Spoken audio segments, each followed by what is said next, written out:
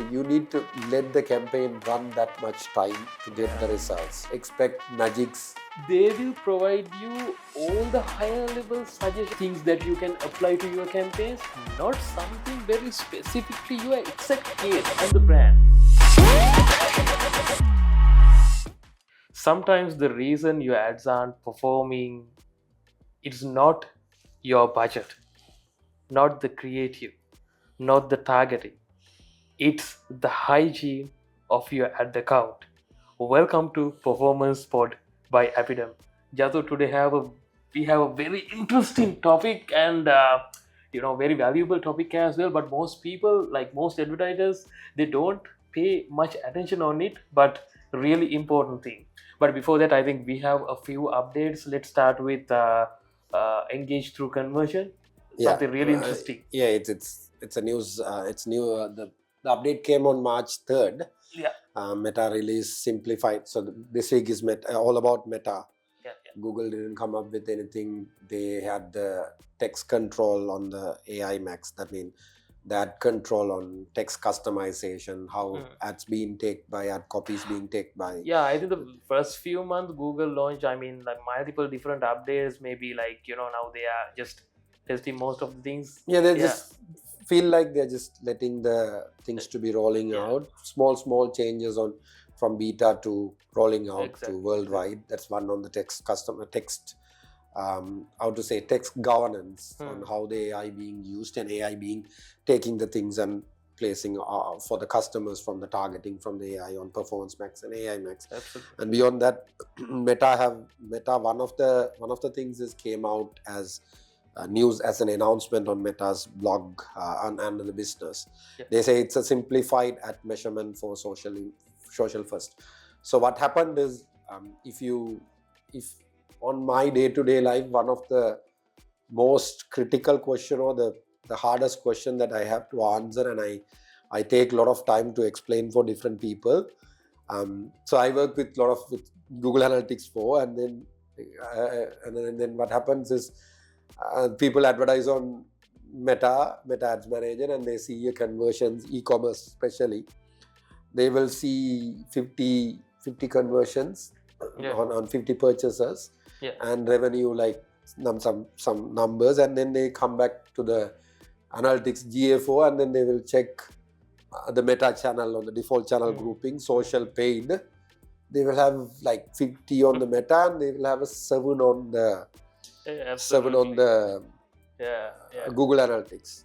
Right? It's not. I'm just saying Google Analytics. It's the commonly used, but in most of the analytic tools. Within Shopify also that problem was there, right? Yeah. So the reason is on the attribution, how it have been given credit. So Meta was measuring everything in one. That means all the clicks as one and all the engagements as one. All the engagement is contributed to the purchase that happened. It can be viewed conversion, video played, a person liked, a person commented, and then went and purchased on the site. All those things Meta was able to capture. GA4 was able to capture, or the analytic tools, third-party analytics tool was able to capture only the click that happened and landed on the website. Yeah. So now they are just making it as a separate. You will able to see those information in attribution, like you will be able to see click-through conversions. That is click-through conversions as alone, right? So the change is click-through is now only link only. So there's earlier when they say click-through conversion, the people who liked on the post, people who commented, people who repost or reshare, all those consider as clicks. Earlier click-through attribution or click-through conversion. And now the old Meta counted like 7 and everything. Now what they are doing is they are going to be separated, and they are bringing in something. So what they are doing is the link clicks as separate and engage through attribution as separate. Okay. They are like shares, saves, likes. They are not losing the value because of this change. They are separating the link clicks and they are giving another value called engage through conversion. That is one.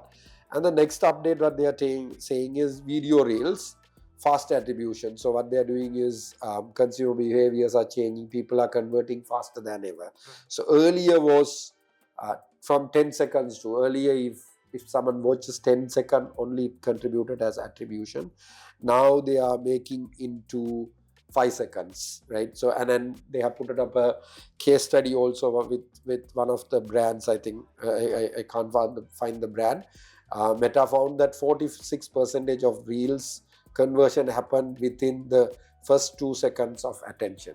Right? So these are the reason that they have come up with it. So what you have to do if you're advertising on Meta, from March, I think you have to audit your columns, look for the new engagement through matrices and ad manager, adjust benchmarks, expect your click-through return over ad spend to different but more accurate, optimize hooks within 5 seconds. This is a one update. Another one that I have spotted is we were on the detailed targeting or suggested targeting when you expand the targeting. Now everyone say broad targeting and all. I still feel you need to have the control over it. So on that detailed targeting, right now what they have done is earlier you go and search a key phrase and then you check the things. Let's say you wanted to target parents who have kids 3 years to 5 years or something, right? So you search for parents and then click on it. Now I think it's rolling out to certain accounts. I have seen few people have shared it, this news. So it's going to be like kind of a chat box, a text box is there. So you're going to explain in hashtags, phrases, keywords, and then enter. It's going to give you list of selection that automatically it generates and give. The good thing is it have the control. So since you have explained on a phrase or on a hashtag or intent, you can't change it. Say you go and say parents who are living in Colombo Western Province, it gonna find out by understanding the need of your business, and then it gonna give you. So earlier what we'll do, we'll go and only select the parents 3 to 6 have kids, right? But now it goes beyond and find more related targeting also, which is things are getting easy for targeting. So this is the second update. You have something to add on the AI tools? So before that, the view through conversion thing is it's a real concern, Jatu, because I personally use 2 attribution tools, third-party tools, Hyros and Wicked Reports. So if you look at the data, like usually we use Hyros for lead generation and the LTV, customer lifetime value, the valuation and validation, and the Hyros for Wicked Reports for e-commerce. Both the platforms, if you look at Meta or Facebook as a channel, you will get a very low conversion rate compared to other. But if most of the platform, you can see the individual consumer journey, right? Let's say John, right? You can get all the interactions with your advertisements and platforms from the platform, complete journey, right? So when you look at that, most of the time you find, right, yes, Facebook has some impact on that conversion, right, throughout their consumer journey. So that's very important to have like multiple different touch points, multiple different metrics to measure that efficiency. And the main thing, so now you can link Manus AI. I think Meta has acquired the company, right, the AI called Manus AI. So basically now you can connect your ad account with Manus AI and analyze and get some insights, data. So I had a chat with one of my friends who has purchased the complete version, the premium version of Manus AI, right? So according to his, because this is not my hands-on experience, completely based on his comment, right? It provides some competitor level data as well. If you want to get like what is the CPA for similar type of products available in the market, probably you will be able to get that, right? Not something very higher level, I mean like very general response. Instead of that, now it has access to your account. It can understand the types of ads you run, the formats, the content, and everything. With that, it will be able to give you some contextual answers rather than just higher level. Because the main problem when it comes to tools and platforms, the suggestions, right? They will provide you all the higher level suggestions, higher level the things that you can apply to your campaigns, not something very specific to your exact case and the brand.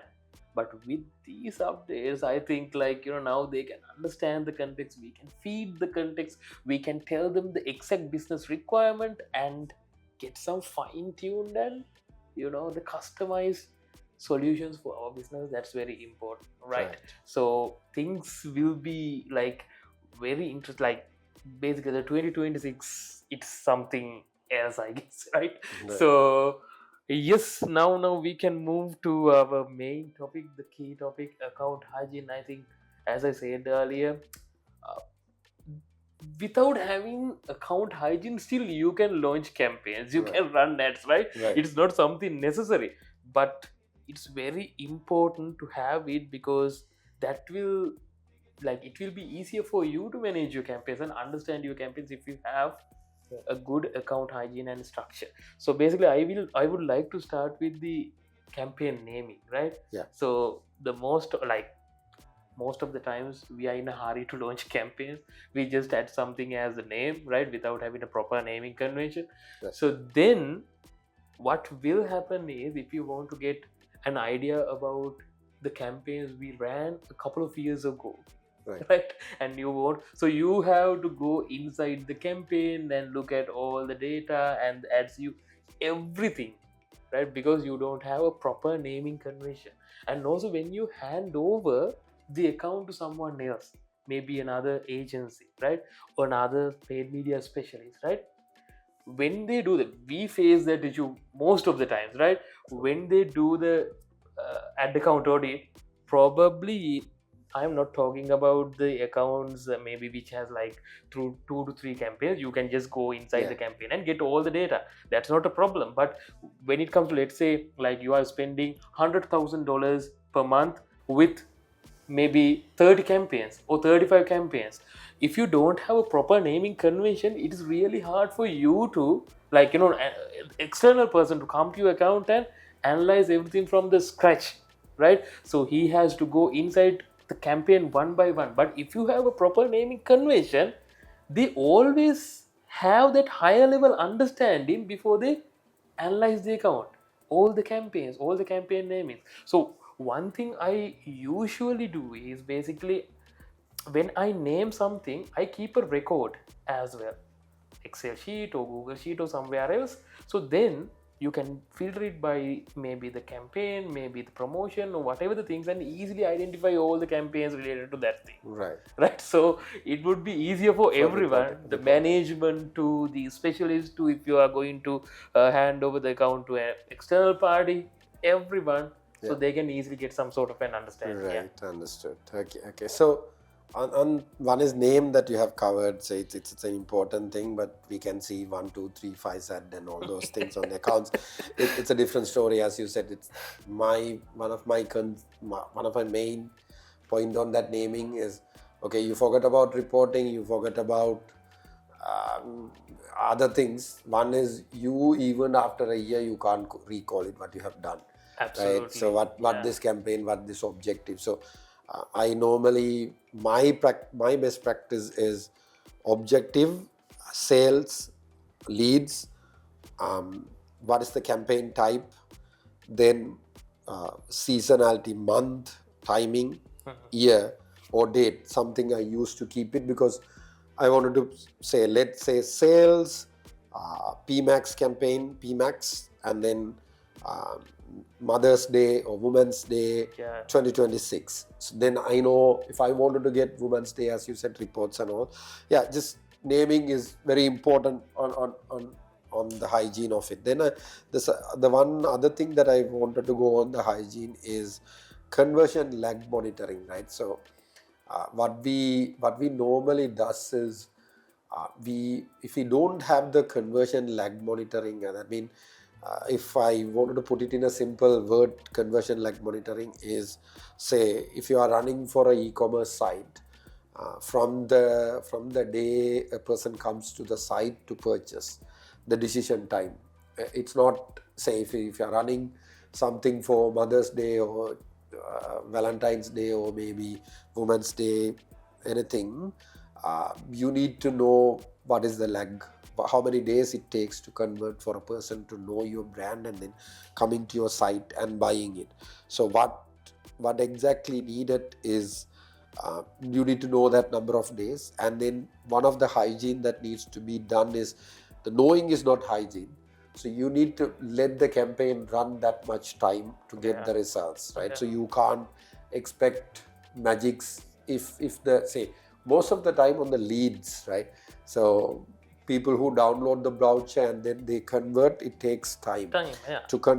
You need to run different campaigns to make sure that they understand the problem that they have and make sure that they believe your brand by bringing different campaigns and then convert it. So the hygiene is, don't go and it's not about the learning period, it's about your business timeline, your business serving time from a person knowing your business and then converting this would be the second, this would be the point that I like to look on the hygiene as a first. Normally I do this because what we do is we don't understand the business, we don't know what's going to happen, and then we go for a change immediately, we run a different campaign.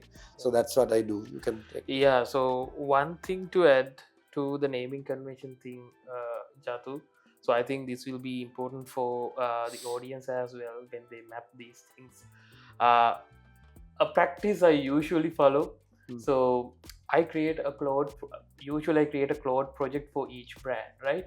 So when I launch, so I basically programmed it to generate campaign names, UTM codes, and the record, right? So that way it is really easier for me to map everything together, because there will be like no mistakes, right? Because you get the campaign name from the same project, UTMs from the same project, and also mapping is from the same project, right? So you can basically map it with some external the Google Sheets and everything, like with you can link it and get something very accurate. So that way it will be easier for us to maintain that consistency and the accuracy of our campaign naming convention. Right. The other thing is, Jatu, I just wanted to highlight here is at disapprovals, right?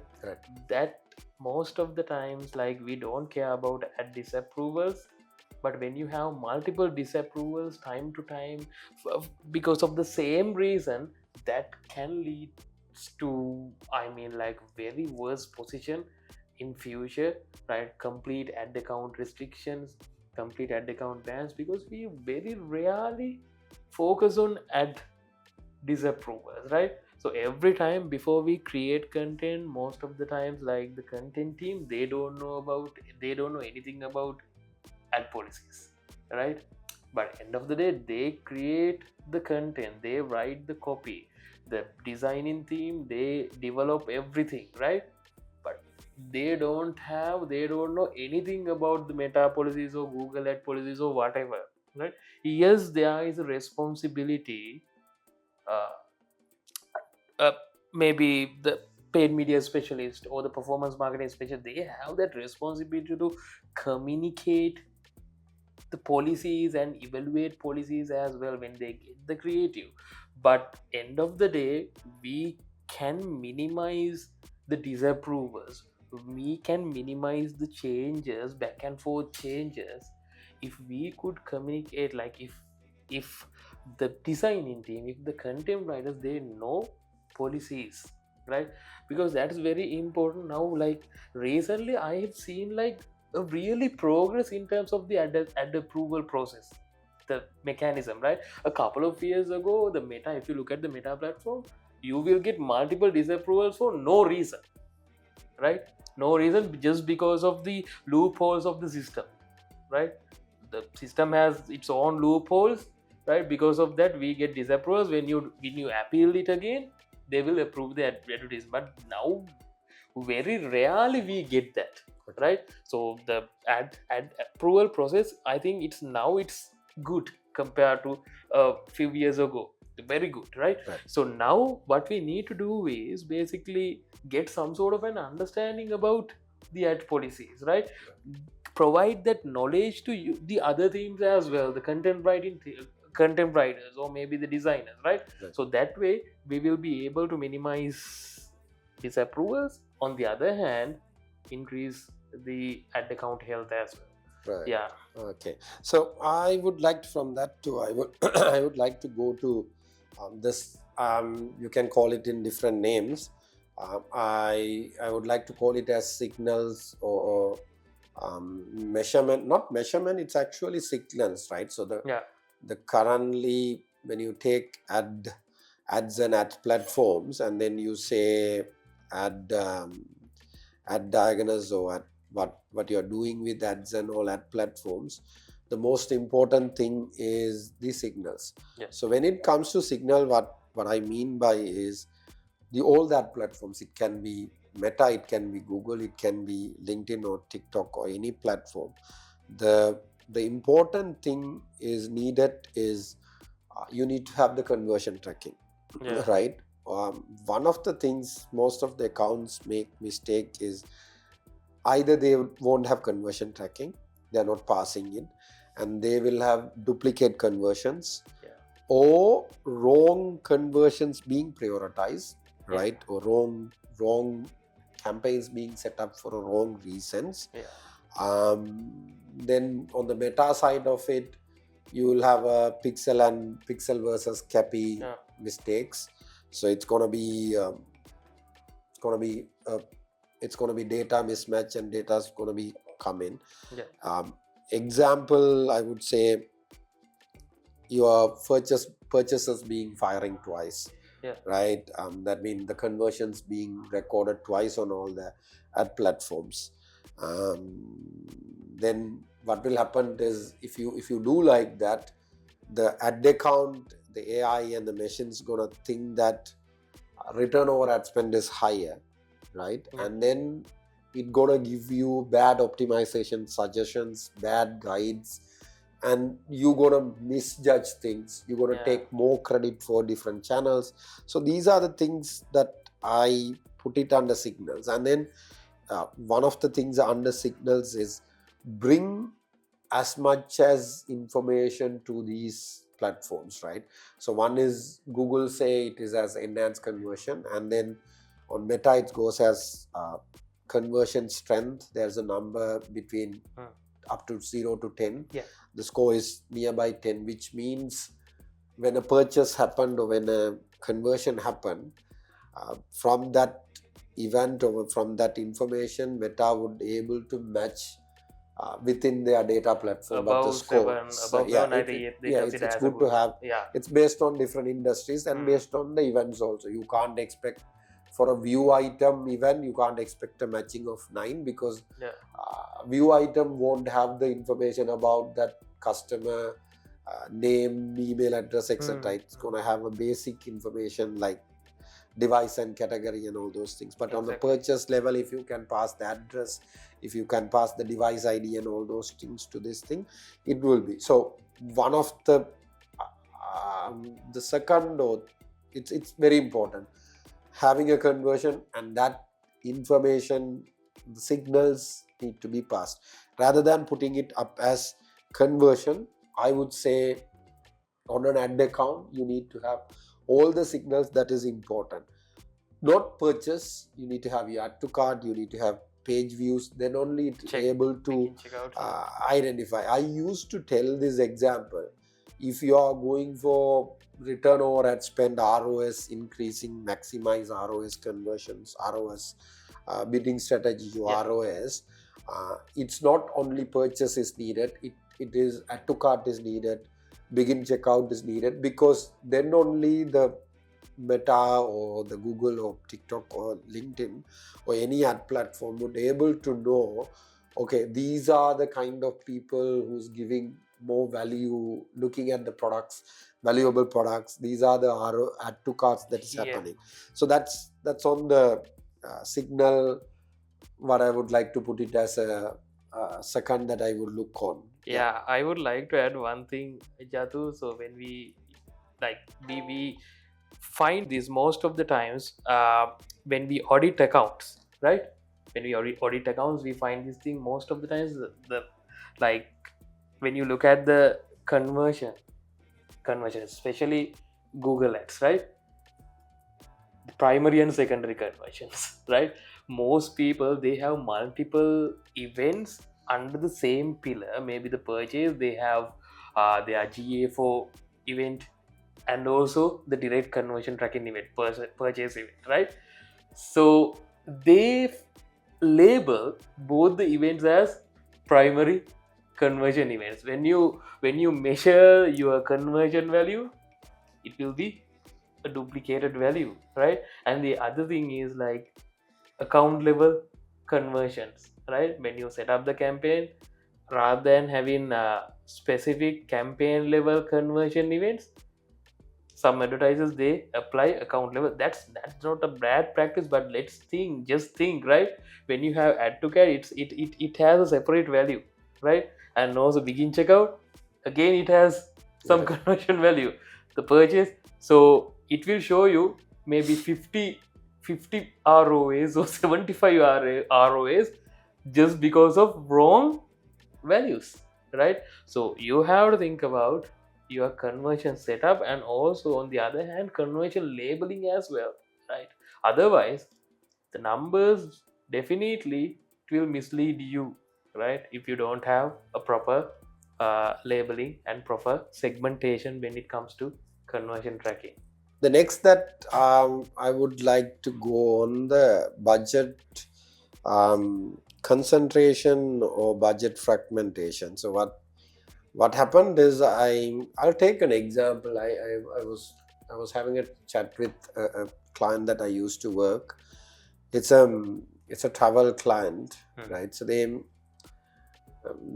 they segmented or they put the structure around 20 campaigns for different 20 countries, right? But it's a small budget, $1,000 or $1,000, I think. For 20, it's coming around $50 $1,000 per month. Yeah. So and then it's 20. If you divide 20 regions or 20 countries, then what happens is it comes to $50. So the $50 is then divided by 30 per day, $1.50, which doesn't give any for a hotel booking travel industry, which is your CAC won't be, your CPA won't be that much. So you're not going to get any results. So the structure is mostly goes in a wrong way on budget decision. Budgets being not from properly aligned. So I would say if on that scenario, how it needs to be put it up is if they can bring the countries into regions like East Asia, Middle East, Europe, then they will have 4 campaigns, right? Then maybe you target only the top of the funnel or bottom of the funnel. It's then again it's a different. Then normally people does that. 20 into then again divide into 3 levels. Brand awareness, so it's around 60 campaigns divided by $1,000. So that's on the budget. And then one of the other things is hygiene. Sometimes overlapping on the auctions, right? So sometimes you will have a same keyword in 2 different campaigns, right? Or maybe a PMAX campaign and a brand campaign, where PMAX campaign was not excluded with excluded with the brand keywords. Mostly it happens on the Google side of it, but on the Meta, it's very quietly happen. But there are chances you target on the same location with same creatives. And then other one that I would like to bring is on the one is on the auctions overlapping, targeting the same hygiene is a mistake that people does on the keywords or on the signals and all those things. And then on the creative fatigue, also one of the things that have to be very careful, because right now the most we talked about lot on Andromeda and creative is new targeting. Yeah. It's not to the, don't go for that AI or machines. What machine needed you wanted to change, that's a different story. I'm talking about on the hygiene, you run one creative for 2-3 months. Yeah. And it's a region of Dubai, certain Sharjah or Abu Dhabi, or small region, or you go to Singapore and it's a small region, or on Melbourne West or something, you select a region and then you run, or London city centre or something, you target on a radius. Yeah. And you put up a creative for 4 months, right? Or that is also not a hygiene thing. So on this ad hygiene or account hygiene on advertising, there are a lot of things. We covered few points that is very important. So just leave a comment if you guys are thinking anything that very important that you wanted to discuss. We can have a discussion on the comment section. And this ad hygiene episode will help you guys to think back and go and check and audit. I would say do a audit from the points that we have put it up, and then realign your things, what you found from the inputs that we have given. And let's catch up on next performance hot by APIDM.